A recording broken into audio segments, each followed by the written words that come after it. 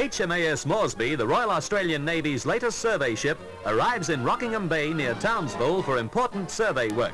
Charts of this area of the Queensland coast go back to 1886 and are largely based on the work of a Royal Navy lieutenant.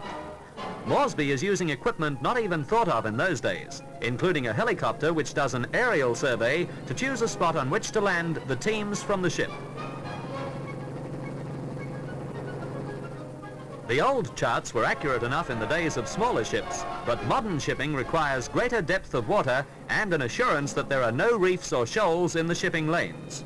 The helicopter pilot picks a spot for the survey teams to land. They'll use a new offshore survey system, the first time it's been used in hydrographic work in Australian waters. Moresby carries 3 34-foot survey motorboats for inshore surveys. 2 of these boats can operate independently of the ship for long periods. The boats are fitted with echo sounders, berths and galleys.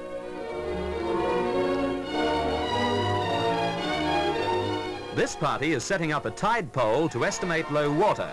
In the party are 2 Filipino officers in Australia under the Colombo Plan, Lieutenant Castro and Lieutenant Siridan.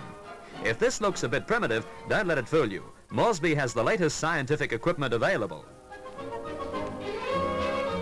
One of the latest devices is controlled from this hut. It's called high-fix equipment, and it's being used for the first time in hydrographic work in Australia. And it's only one of many electronic aids carried on board.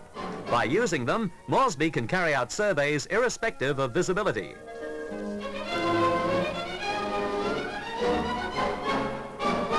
Markers are cemented into fixed positions ashore, guides for survey teams of the future. And then the high-fix team return to the ship. They row back for the exercise. In Moresby's enclosed bridge, surrounded by all the latest electronic devices, the hydrographers assemble all the information and transfer it to the new charts.